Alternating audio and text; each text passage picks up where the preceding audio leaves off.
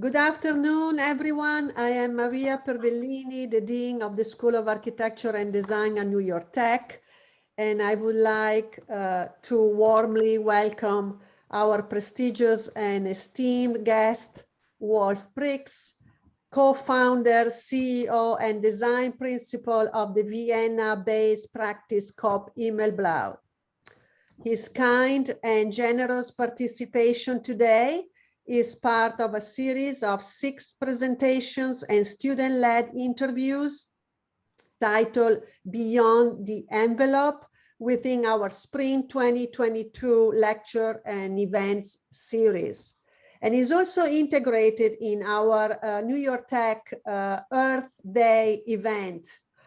So it has a resonance that is amplified today.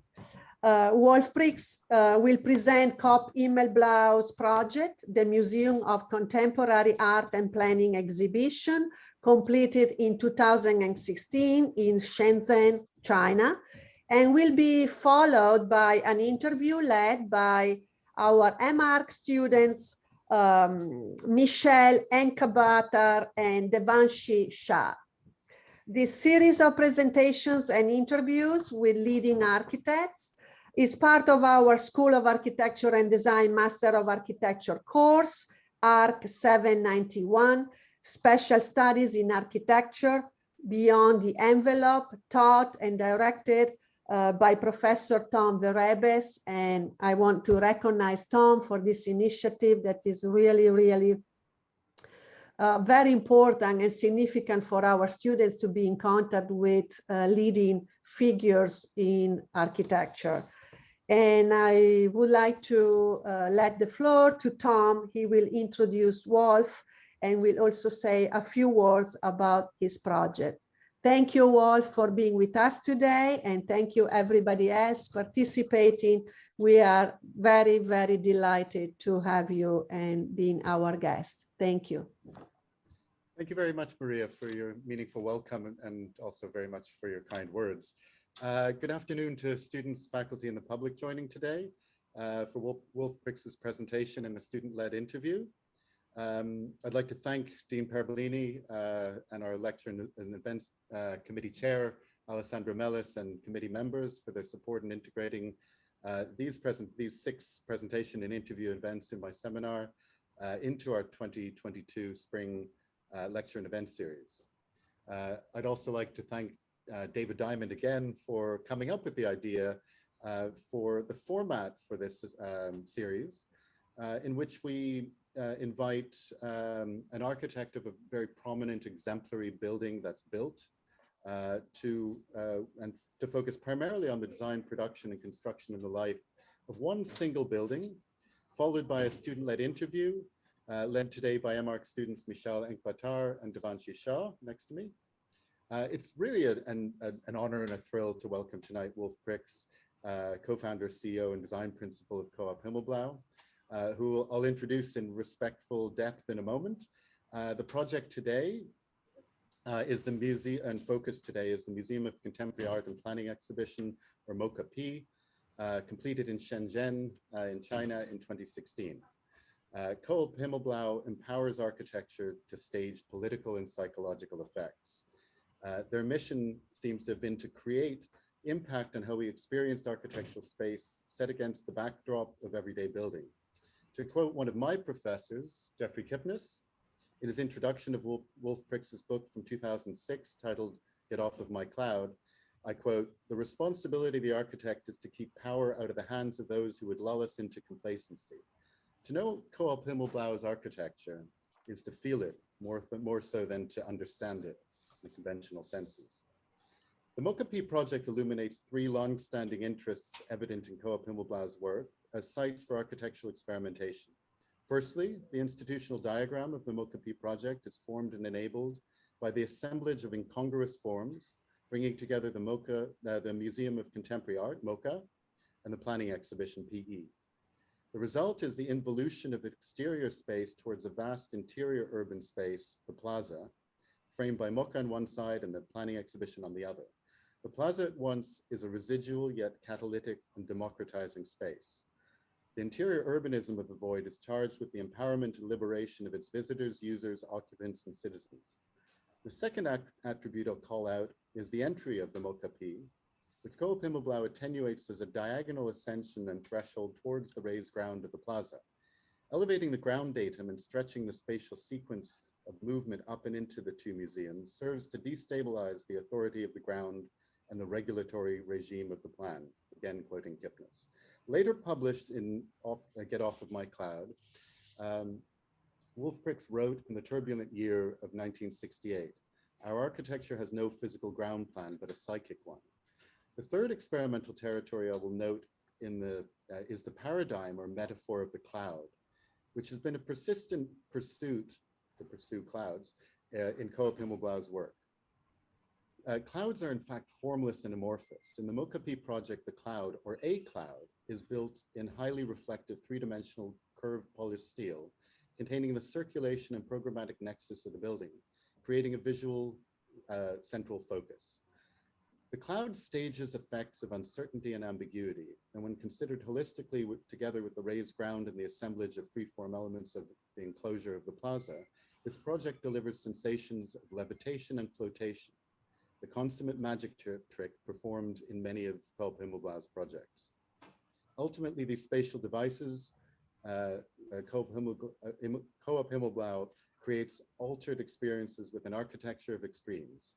To quote Prix in 1980, "We want architecture that has more, architecture that bleeds, that exhausts, that whirls, even breaks, architecture that lights up, stings, rips, tears under stress, architecture that has to be cavernous, fiery, smooth, hard, angular, brutal, round, delicate, colorful, obscene, lustful, dreamy, attracting, repelling, wet, dry, and throbbing, alive or dead.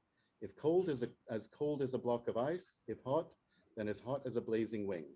Architecture must blaze," end of quote. One of the leading ethical and experimental design voices in architectural practice, education, and culture for over 5 decades, Prix is the founder, CEO, and design principal of Coop Himmelb, a studio globally recognized for its innovative and complex design approach at the intersection of architecture, art, and technology. He is considered amongst the originators of the deconstructivist movement, and throughout his career, Prix has remained active in education and academic life, having held teaching positions at the Angewandte, the AA, MIT, Harvard, Columbia, UCLA, Yale, and SCI-Arc, amongst other institutions worldwide. Prix's distinguished honors include 2 of the highest awards given for cultural achievements, the Grand Austrian State Prize and the Austrian Decoration for Science and Art. He is a member of the Austrian Art Senate, the Curia for Art, as chairman since 2014. Additional awards include, amongst others, the Schelling Architecture Award, the Officier de l'Ordre des Arts et des Lettres in France, the Annie Spink Award, the Jenks Award, the Hessian Cultural Prize, the Digital Futures Project Award, and the 2021 Acadian Lifetime Achievement Award. Institutions such as the Getty Foundation, the Mack Museum for Applied Arts, and the Centre Georges Pompidou show the work of Coop Himmelb in their permanent exhibitions.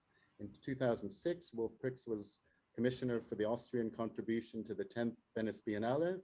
Overall, the studio has been invited 8 times to participate in the Venice Architecture Biennale. What an honor and thrill it is to have you join us today at New York Tech, Wolf, to share your presentation and then participate in this brief interview. Join me, please, in welcoming Prix, co-founder, CEO, and design principal of Coop Himmelb. Hi there. Jan, can you split the screen, please? You know, it's very interesting to describe a project which took us 6 years to develop and build in 20 minutes. For me, that's an experiment. Can you hear me? No. Yes, yeah. Can. Have you heard my famous quote that it's hard? Ja. Sie sehen schon. Also Ja. geht gleich los. One second. Du kannst du lang.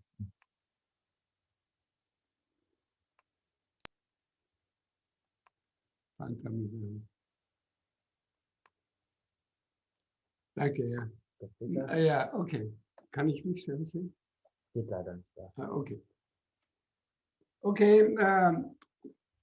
So in 20 minutes, I will show you a project which took us 6 years to develop and build.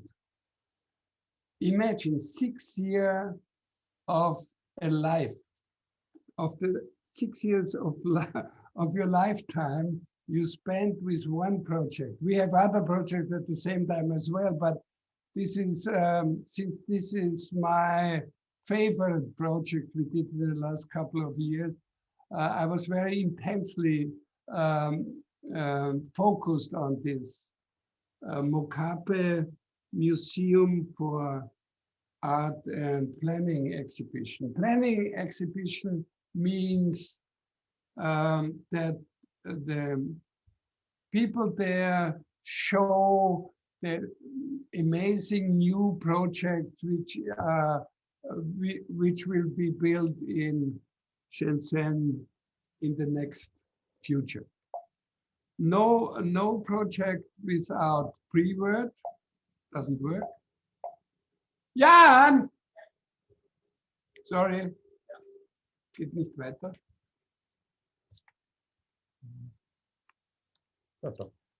Yeah. Yeah, danke. The first question is, what is architecture? My answer is very complex. My answer is yes, but I can see it. Jan, es geht nicht.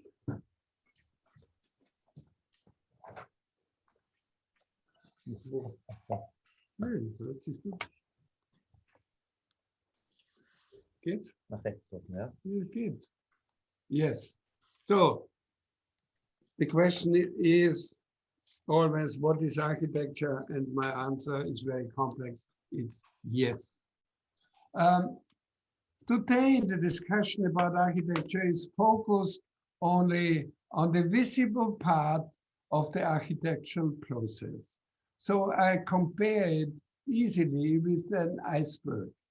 The visible part is 1/7 of the whole volume you have to manage, and the visible part is not so dangerous like the invisible part compared, or you should remember, or I would like to remind you on the Titanic. It was not a crash with the visible part, it was a crash with the invisible part of the iceberg. In our case, the visible part is the building. You can see the invisible part is a mixture of many influences you have to work with when you are inventing, develop, and build a building.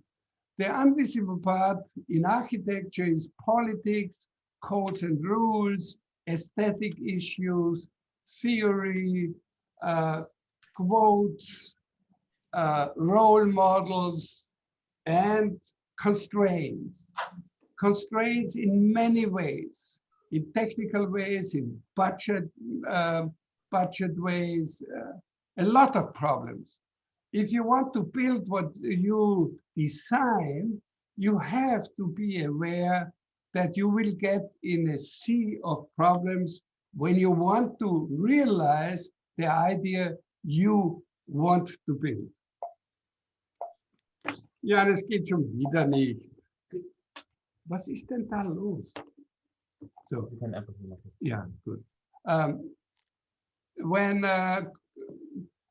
When we talk about the pyramids, which is for sure a symbol for architecture, you have to analyze this building. The presence of the outside is enormous, but look at the inside.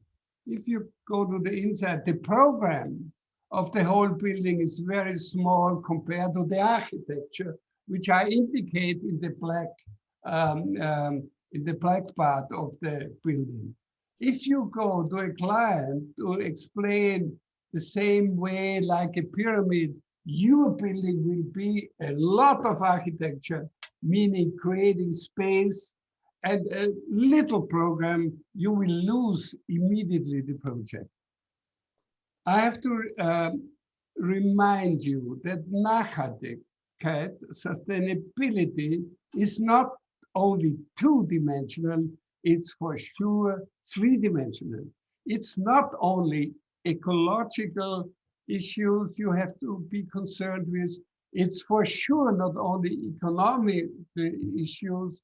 Both together are very important nowadays, but the most important thing is the social art, the social context, and the art, which is transporting the idea of architecture into reality. This is our daily work. The client brief looks like the left image. The client budget is at the right side. So you have to deal with that all the time long. You will see it, and I will talk about the project I will now show you.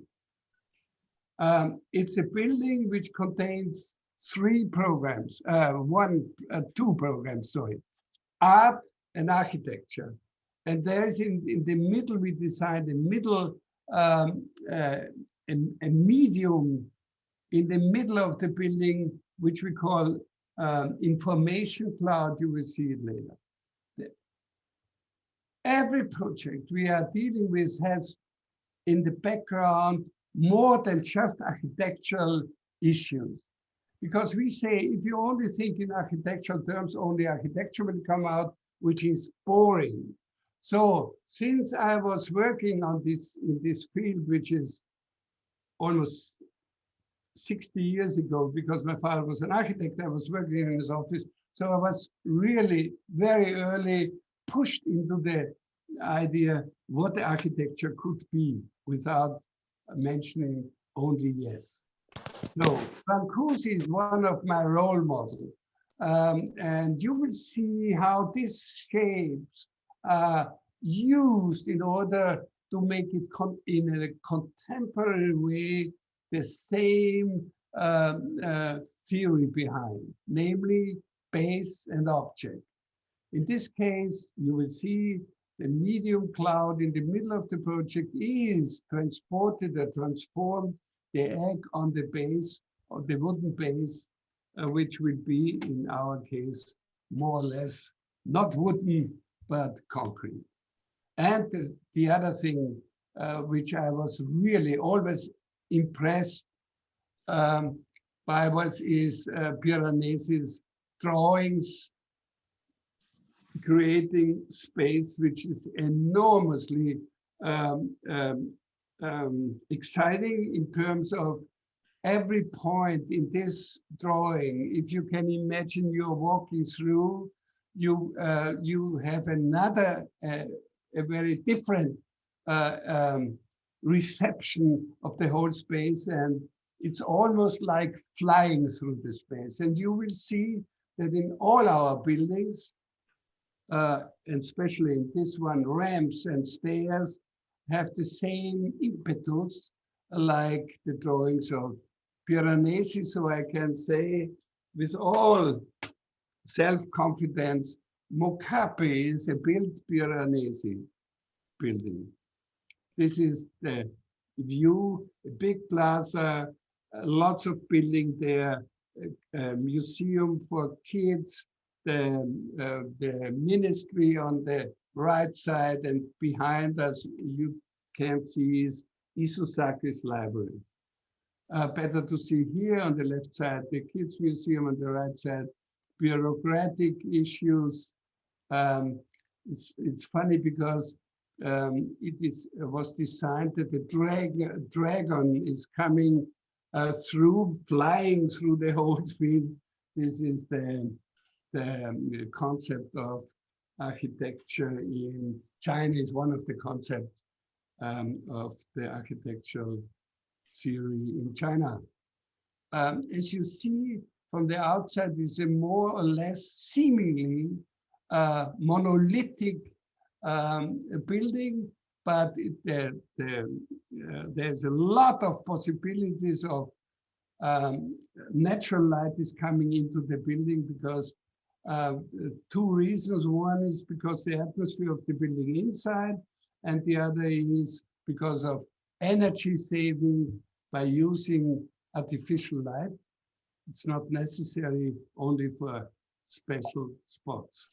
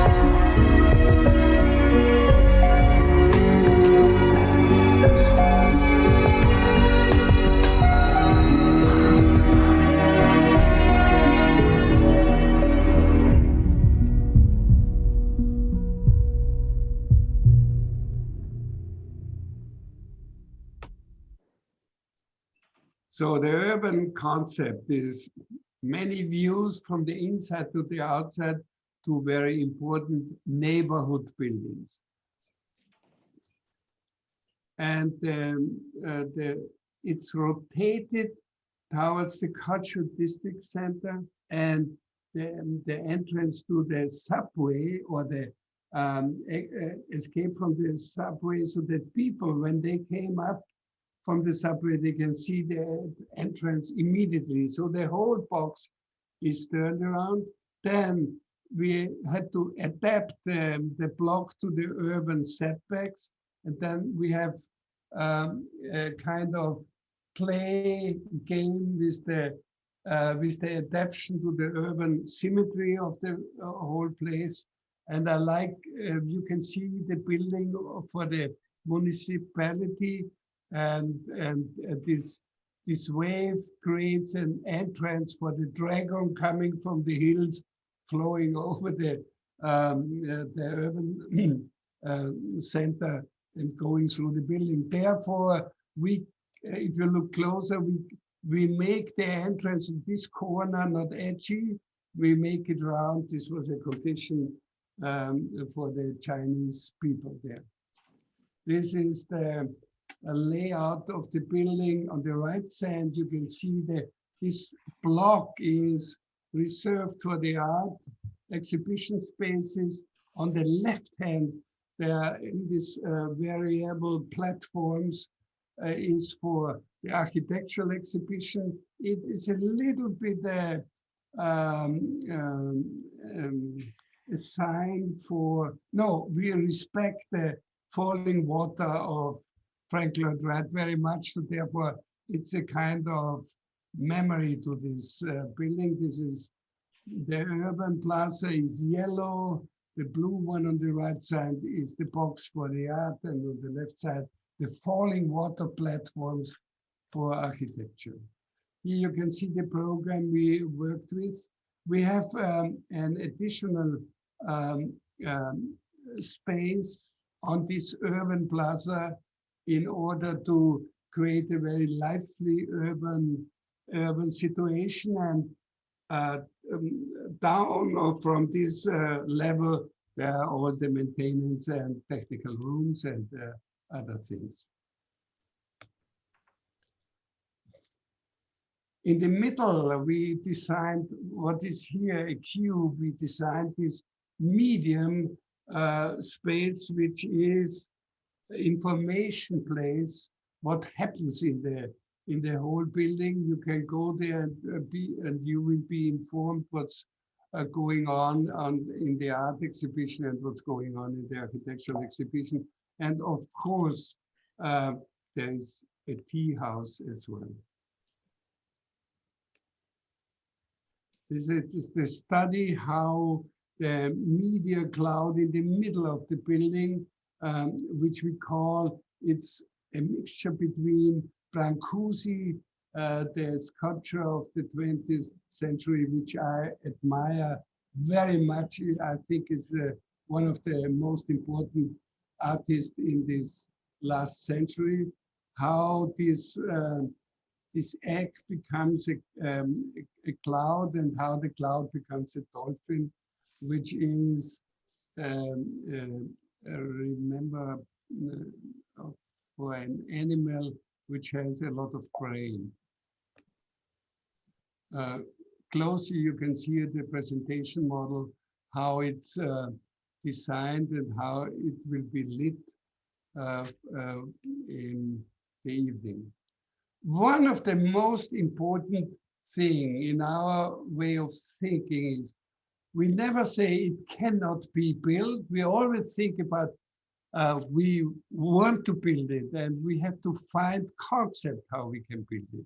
And when we build, on the right side, you can see the image of Lyon, the Museum of Lyon, and we cladded it the same way we did it with MOCAPE, with metal pieces, and we see how long it took to, with two guys, to make the whole facade. We said, why can't we do it more economically and more faster?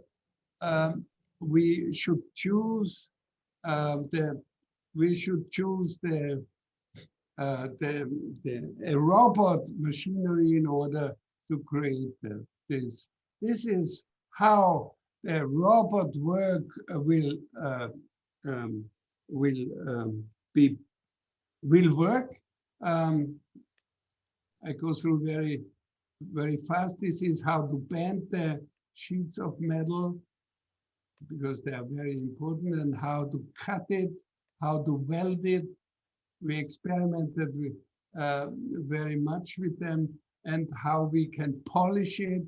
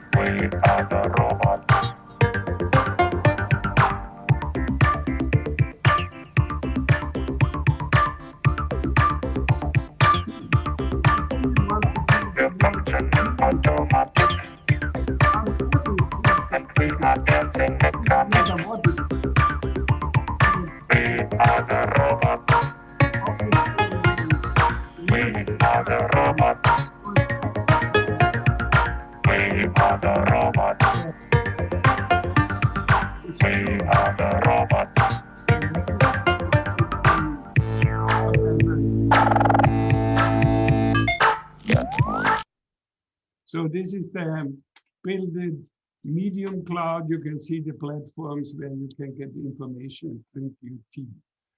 How does the Chinese plants are looking?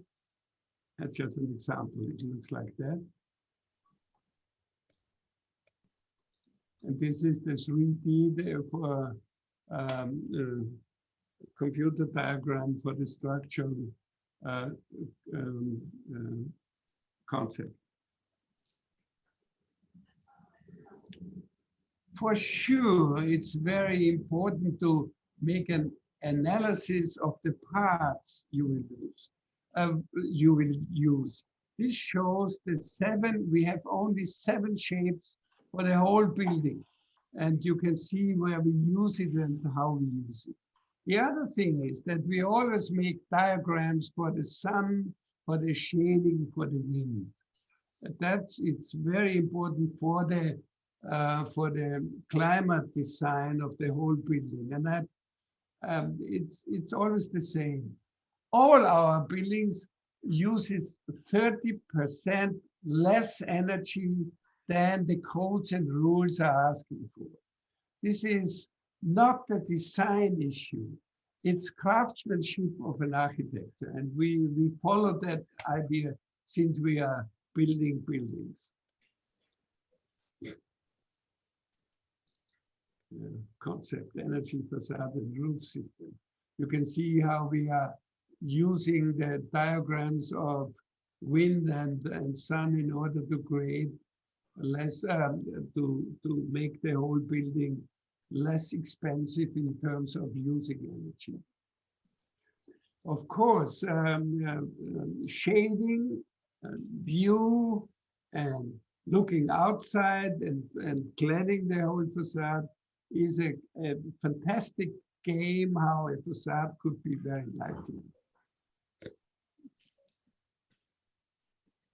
So anyways, you can see on the left side, you can see the study model 1 to 100. We always build model this, but this is a separate lecture, and this is the reality. You can see if the light is inside, you can see how transparent the whole facade is, but it's also shading during the summertime, daytime.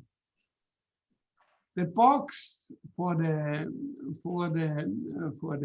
art installation, for the exhibition spaces for art is changing from the south side. It's cladded in order to create shading and colder rooms inside, and it starts to be more expressive when you go to the south side. You can see that it's monolithic things. For the lobby, we have windows in order to bring daylight into the building. And the north side, where there is no sun, we start to sculpture the facade according to the views and to the wind and all the other issues. And that breaks this monolithic thing, make it to an open visual stone, I would say. This is what I like.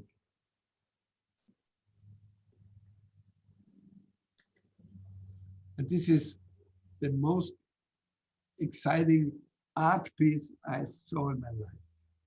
You know, this guy is before the opening. He is washing his motorcycle. And it looks like a kind of art piece for the upcoming exhibition. Entrance studies, with the entrances. And from the subway on the left side, you can see the invitation of the opening of the museum. Welcome. Stepping into the museum.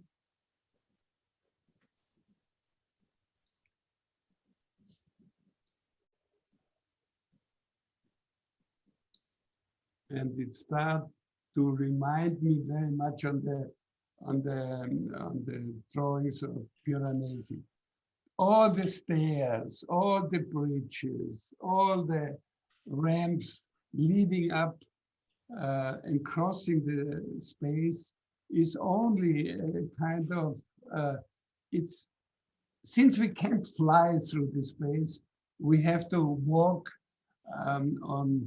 on a flat ground or on stairs in order to experience the space in 3 dimensions. Of course, the heart is the polished medium cloud or the information cloud. And on hand of the people, you can see how big it is and how fascinating it creates the space inside the space as a joint between art and architecture.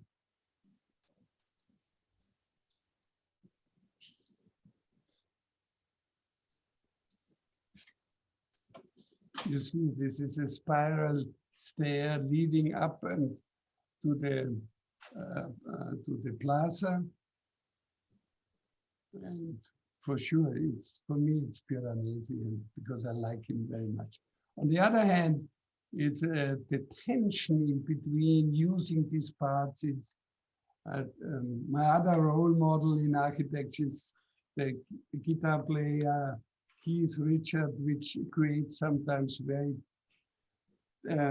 tension in his solos, which we are able to build.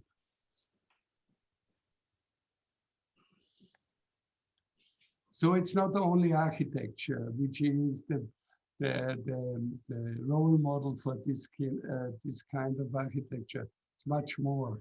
It's music, it's art, it's economic issues because of the computer building. It's a lot of other things we should use in order to push architecture in a new stage of experience.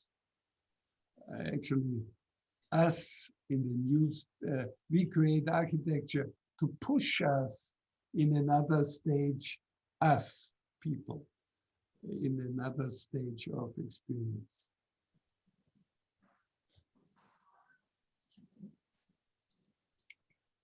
Ramps,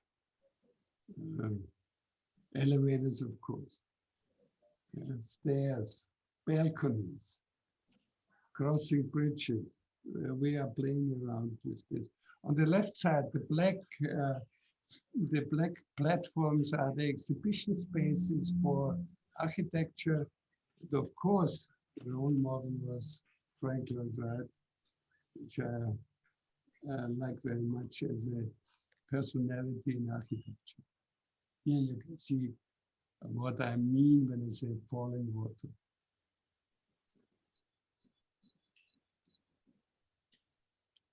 Exhibition space. The exhibition space are more or less white cubes and very enormous large. And to use this exhibition space, and in order to see even sculpture from top, we built some balconies into the circulation so that people can see the exhibition from top in order to get orientation. You can see how big these exhibition spaces are, and you need some orientation to get through the whole exhibition. This is at the opening.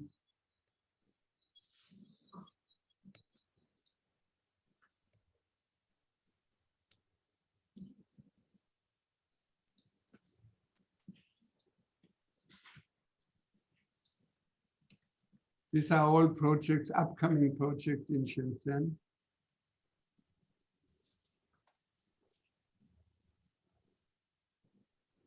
Art installation for the inhabitants of Shenzhen. This here you can see how really large and how breathing the whole people, the whole building is, because compare the people on the plaza to the people in the information cloud.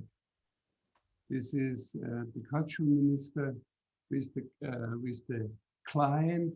He was the main client. He was the city planner for this in Shenzhen when we got the commission, and he was the guy who really supported us to get through with all our ideas. That's me and the project architect, Markus Bosnick. And here you can see the architect explaining to the cultural minister what's going on in this building. North side again. And this was the end. And from now on, you have to say Himmelblau every time and everywhere. Thank you. Thank you so much, Wolf. This is really, I think maybe we need to turn off the microphone. Do you hear an echo? I'm not sure. I don't hear an echo. Okay, that's fine. Thank you so much for this comprehensive, enlightening, inspiring presentation. I think that my students and as well, I certainly learned a great deal more about the project than we can from publications. I had the pleasure of visiting the project. Have you seen I it? think about 3 years ago or so.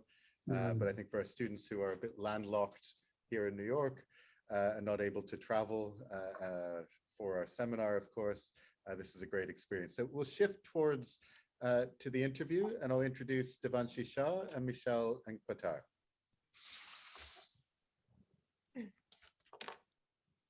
Thank you for your presentation of the MOCAPE project. Can you talk? My name is Michelle Enkpatar, Can you and together with speak Devanshi up? Shah, I we are cannot grateful hear for you. this- Can you speak up? It's very, I cannot hear you. Louder? Okay. Okay. So, thank you for your presentation of the MOCAPE project. My name is Michelle Enkpatar, and together with Devanshi Shah, we are grateful for this opportunity to interview you today. The impact of architecture on both the individual and on society has been central to the work of Coop Himmelb. In which ways for you is the practice of architecture a deeply political enterprise? How do you imagine the impact of the MOCAPE project to its surroundings, which is the political and cultural center of Shenzhen?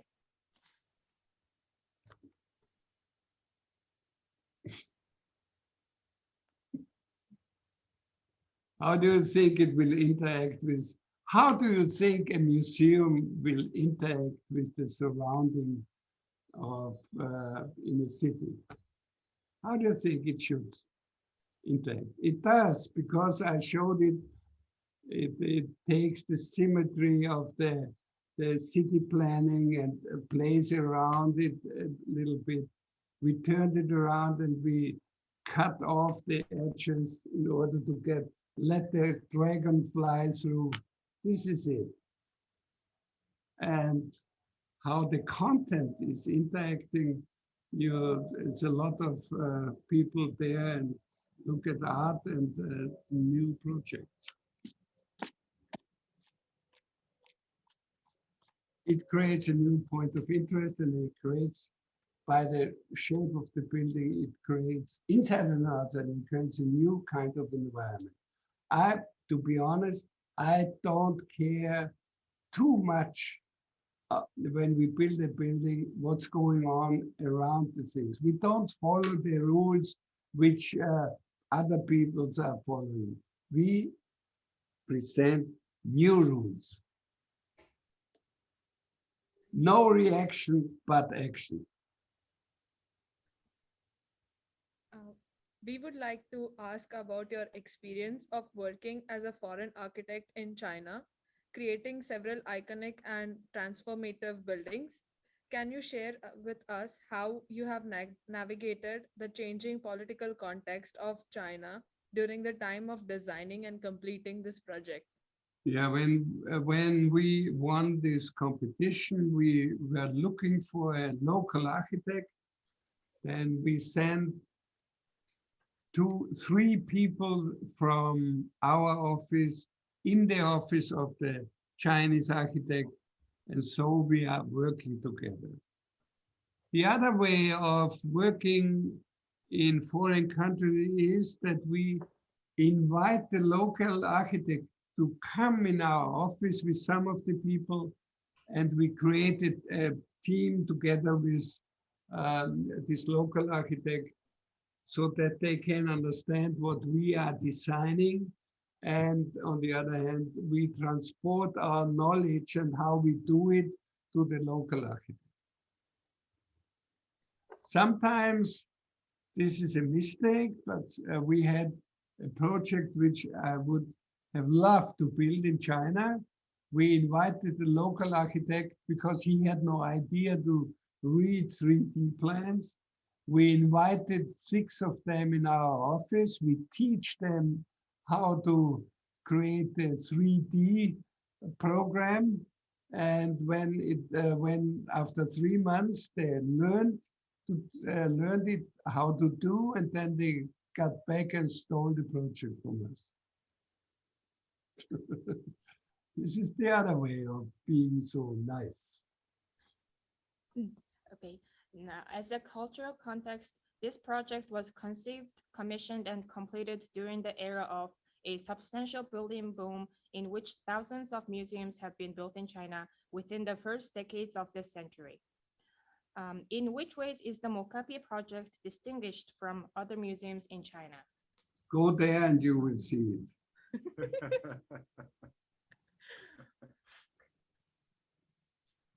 That's my answer. In our seminar, we are looking at 6 outstanding build projects analyzed in relation to a set of 6 themes. In this week, theme is form, geometry, and articulation, with the Museum of Contemporary Art and Planning exhibition exemplifying this topic. We are interested in what form does, its performance with the regards to the social and political impact of the form, and spatial material articulation and its psychological effects on the subject. At the urban scale, the MOCAPE project simultaneously maintains and subverts its relationship to the gridded orientation of the city grid of Shenzhen. Can you share with us the reasons for the distinction in the form between the twisted mass of the planning exhibition and other freeform elements, and the relative neutral box of the MOCA mass, which affiliates closely to the urban grid? Can you explain me your question? It's about the No, building. that's okay. If you want more to know about our method of designing, look at our webpage, or I will do a separate lecture which takes not only 20 minutes but 1 hour. Then it would be clear that we are working in a very special way of finding new ways of the development, evolution of architecture. Let's say that. I compared how does the black point comes on the right on the red wing of a butterfly. It's not a geometrical issue. It's not a matter of calculation. It's just coincidence which happens in the evolution. If it's good, it stays. If not, it will vanish. That's in nature as well as in architecture. In architecture, of course, the influence is the invisible part of architecture is very strong. And the conventional way of thinking is the strongest part in this invisible thing. I call that the aesthetic issue, which is discussed in the ivory tower of theory. These are things we have to break through in order to get a black point on the red wing of ideas. Trial and error is a main issue for an open society. And trial and error and using coincidence and even the subconscious of the designer as a driving force for creating new shapes and forms, this is our way. We don't believe in the geometrical truths in architecture. That's just for us an excuse of having no ideas. In 1969. Did I answer your complicated question? Yes, you did. Thank you. Can I speak here? Hello. Hello. Can I speak here?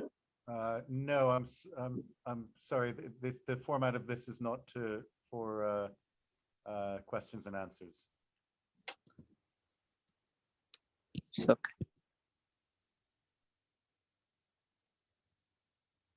Sorry, can't hear you. Don't know what's happening. Can I go? Not yet, please. Go on. Okay. In 1969, you wrote provocatively, "Our architecture has no physical ground plan. The raising of the ground in the MOCAPE project can be understood as an action which undermines the authority of the ground." Can you elaborate the effects of the raising the ground from the surface of the city and the attenuation or stretching or of spatial sequences between the city and the interior urban plaza, and the diagonal movement of the MOCAPE spaces on a long diagonal stairways and escalators? What? Okay. Okay, you are touching with this physical ground plan, yeah, and the psychological ground plan. You are touching the topic deconstructivist method of designing, which is a lecture which takes 1.5 hours. I'm sorry. Meaning using the subconscious as the driving point of coincidental decisions. It's too long to explain it, and I'm too tired to explain it now. In our programmatic text written in 1995. Problem is I can hear you barely. Can you speak up as loud as you can? I heard that you had a lot of rehearsals with loudspeakers, please. Yeah. In your programmatic text written in 1995, The Architecture of Clouds, you expressed how the paradigm of cloud represents an architecture of fantasy as buoyant and variable as clouds, and you declared clouds as symbols of rapidly changing states. You have, in fact, built a cloud as the central interior feature of this project. How do you imagine the individual experience of the cloud as an object, and how did you convince your client to build a cloud? Good. If you will find it out, then tell me, please.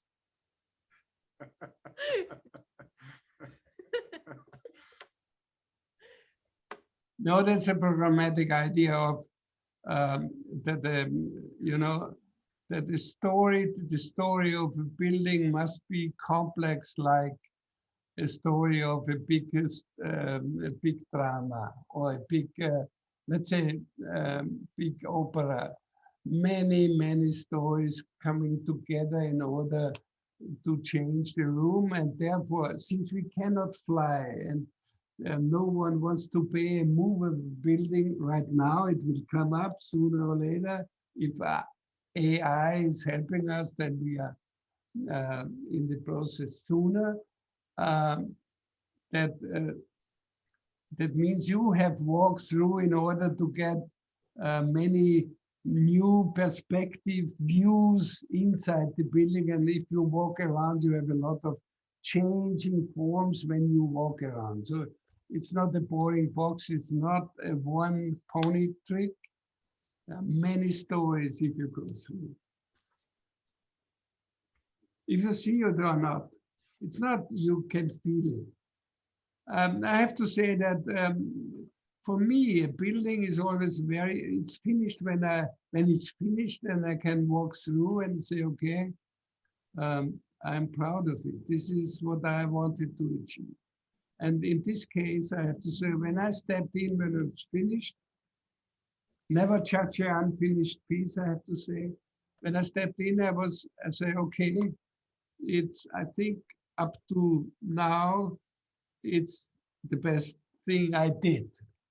Now we are working on a better one right now. It will come up, maybe or not. We'll see.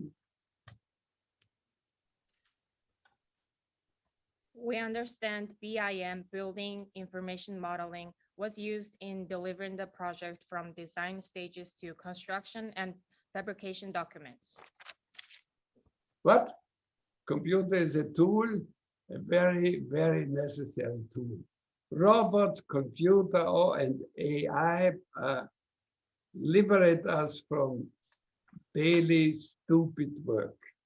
So my dream of AI is we are working on that and we're using it, but it's not finished yet.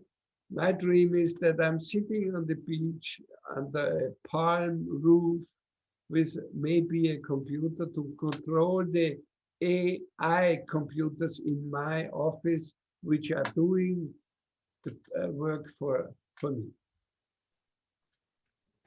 Our question is, Using all our forms and shapes, we have that in a big library where we have ground plans and sections and details already in. And we have to train them, the stupid machine, to use it in a coincidental way like we are using it. That takes a lot longer than we thought. could this project be achieved without the use of BIM? No. How might it have led to a different result without the use of BIM? You know, I tell you a story. When we did the rooftop, it was 1987. Our structural engineer, it took him 1 month to calculate the structure which we wanted to achieve. 1 month. Now it would be finished in 1 day. That's the advantage of the machinery. In your work with Daniel Bologan, Yeah. Coop Himmelb has been interested in development and advancement of the artificial intelligence technologies and their application in conception, or more precisely in AI terminology, the hallucination of architecture. How has your experimentation with AI informed the design methods of Coop Himmelb? And can you please share with us how you are exploring AI and machine learning? You should ask Daniel. He knows better than me.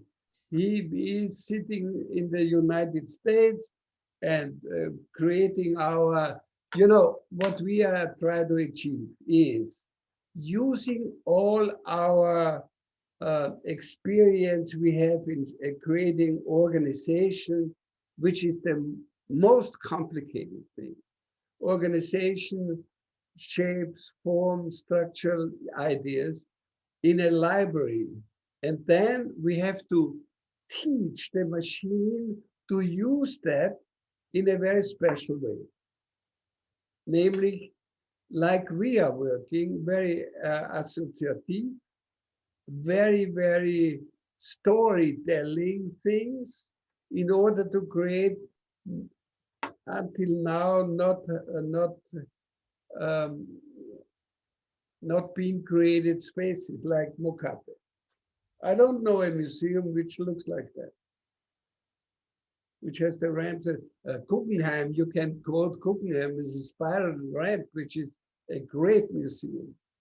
But and I think Zaha doesn't use that much, or Patrick doesn't use that much ramps and platforms and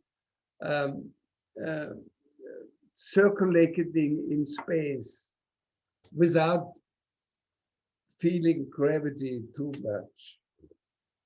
So this is, I think, don't call it artificial intelligence. It's architectural intelligence. Yeah. Our next questions concern the relation of the MOCAPE project and your larger portfolio in Coop Himmelb. Which projects had led to the design of the MOCAPE project in Coop Himmelb's portfolio of the work in the 1990s and early 2000s. What was the impact of the MOCAPE project on other projects in the office in the past since its design? I think it's one of the last buildings we finished. Yeah, I think it is. I'm very bad in the past. I'm only looking forward. So I think it's one of the last buildings we did, finished building, and I think it comes close to the idea how I want to see architecture. Yeah. What was the question? What was the impact of the project on your on the other projects in your office? The impact, Yes. meaning what? Like the How it influence may of have- design happening in the office after. Nowadays, it's very hard to discuss architecture because what architects are doing, at least here in Europe, I'm sure in the United States as well, they are talking about moral instead of architecture, and they're talking about clay instead of future. Do you understand what I mean? So the impact, I don't know, but people who are there, they love it. We always have enormous amount of visitor in our public buildings. What should I say? An art museum, an architectural museum is a museum, and museum is a trading spot of knowledge. Yeah, where people from the outside, if they go in, they can get they get information about what's happening in the world, in another world, not in the working world. So this is the part of the museum. It's very different to an apartment building or to a city plan. Then it's not so about shape and forms, but it's always about creating spaces. And if you go to, I have cities, you have cities which you like. And as a student, if you try to memorize what you like on this city and implant that in your project, then it could come out a good solution.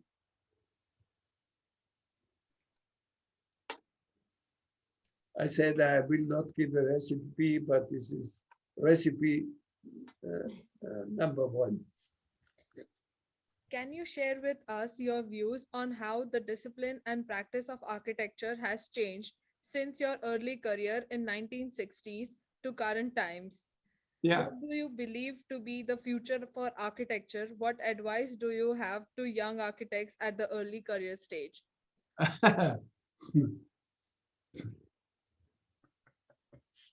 Don't worry, carry on. This is my advice. But don't carry on in the recent discussion of architecture where the so-called moral is more important than a building. Meaning, I had a discussion where young architects say, I don't care about the building, I want to see how the plants are growing on the wall and how the sociological issue were treated. And I tell them, okay, you had the wrong study. You are studying the wrong issue. Because the issue of architecture is creating space. Nothing else. For all the other things, you have better educated consultants. You only have to know what you want to do. And this is your main issue, is not planting plants on the facade. There are a lot of companies which can do that much better than you. But you have to think about what that could, how they could influence the microclimate of the space in front of the house and how the space should react. So this is your competence, creating space, nothing else. And if you try to do that like the last Biennale did it, yeah, it's a sammelsurium, it's a kind of, how should I say, it's a exhibition of dilettantes. Nice, but not very important. And if we go the next step in the way that we don't want to be responsible for the space we are creating and saying, okay, because of the social impact, we blah, blah, blah, we're making clay huts. This is the wrong way, that will kill us in order to create our built environment. So that's what I said. The issue is not moral, it's architecture, meaning creating space.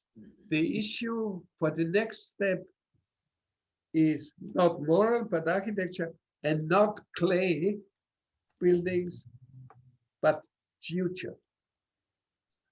But the future. And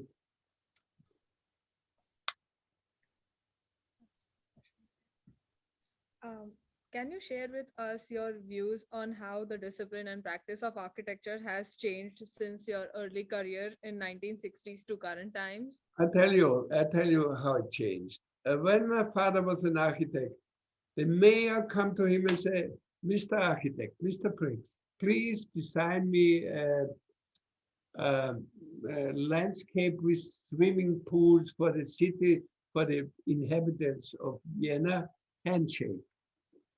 And he started to work. Now we are sitting with our lawyer against 6, 7 other lawyers, yeah, in order to get the contract. This is the biggest difference. And they have no one, the mediocrity of these guys around have no respect for art and architecture. If you know that, then you are prepared for the next step in your life. Get ready to experience that people who are much younger than, I'm almost 80, and 40-year-old lawyers tell me how to build a building. It's incredible. It's incredible. And this is the wrong way for architecture, that we are talking too much in an ivory tower. We have to learn how to develop concept to get through with our ideas to improve our existing world. The politicians, as you can see, they cannot do it. They are stupid enough to make war on every level. Yeah. Not only economically, but also society, concerning the society. They have no vision of the future society. They only have vision, where is my money? And all the presidents of the whole world are thinking the same way. Power, and my interest is. No one of these guys who are fighting right now have an idea of our future society, namely of your future. I have little kids, therefore I'm still in this job. Yeah, I have little kids, 7-year twins and 11 and then 22 and 40. I have a lot of generation in my family, my kids, and therefore I'm still there because I don't trust the politicians. You can see that in Europe. Well, what do we have now? Stupid politicians are making war for what?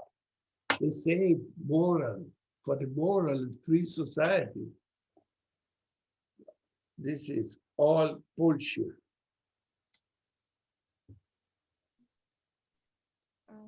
Thank you for your generosity to join us today. We are grateful for this opportunity to interview you. Thank you so much. Thank you. Thank you very much, Wolf. This has been really an exceptional opportunity for my students, myself, It's great to hear your insights on the MOCAPE project, and hopefully we'll get to see each other soon. Hey, Wojciech. How are you in New York now? I am okay. I am okay. I am happy to be part of New York Institute of Technology. That's good. Fantastic lecture. This was such a pleasure to hear and to talk about space, how to create a space, the very issue of architecture. Thank you so much. You are very welcome, and thank you. The blue hour is almost over. Alessandro, I have to leave because the champagne is waiting. No, the beer is waiting. The wine is waiting. Thank you Do so you much. know Wolf. that- Much appreciated. Yeah, do you know that we have a project in Italy? No, a new one. And a very new one, yeah? Where is it? A science center. Oh, that's amazing. I Later. would like to know more. Can I contact you for this? Yeah, you can. Yeah. Thank you very much. It's always a Ciao, pleasure to see you. Likewise. Ciao, guys. Thank you very much, Wolf. And don't lose your optimism. Never. Thank you very much.